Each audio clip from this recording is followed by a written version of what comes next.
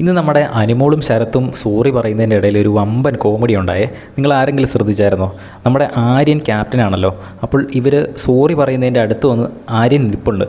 ഇവരെ സത്യം പറഞ്ഞാൽ പ്രോത്സാഹിപ്പിക്കുന്നൊക്കെ ഉണ്ട്. രണ്ടുപേരും സോറി പറഞ്ഞാൽ ഇത് നടക്കട്ടെ, ഇങ്ങനെ ഷെയ്ക്കാൻഡ് കൊടുക്കുക എന്നൊക്കെ പറയുന്നുണ്ട്.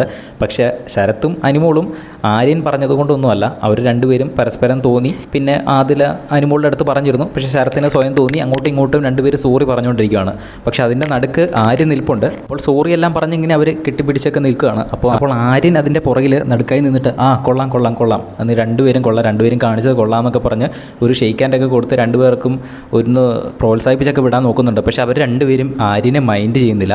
എനിക്ക് പെട്ടെന്ന് ഓർമ്മ വന്നത് നമ്മുടെ അക്കരയ്ക്കകത്ത് നമ്മുടെ ശ്രീനിവാസൻ ഷെയ്ക്കാൻഡ് കൊടുക്കുമല്ലോ.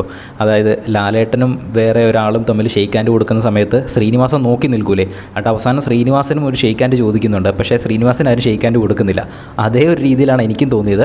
ആര്യ സത്യം പറഞ്ഞാൽ ക്യാപ്റ്റനാണ്, എല്ലാം ഒന്ന് സെറ്റാക്കിയെന്നുള്ള രീതിയിൽ തൊട്ടടുത്ത് ഇങ്ങനെ നിൽപ്പുണ്ട്, അവരെ പ്രോത്സാഹിപ്പിച്ചുകൊണ്ടൊക്കെ. കൊള്ളാം കൊള്ളാം, നിങ്ങൾ എന്തായാലും നല്ല മനസ്സിൻ്റെ ഉടമയാന്നൊക്കെ പറഞ്ഞ് അവിടെ നിൽപ്പുണ്ട്. പക്ഷേ അവനെ മൈൻഡ് പോലും ചെയ്യുന്നില്ല മറ്റേ രണ്ടുപേരും.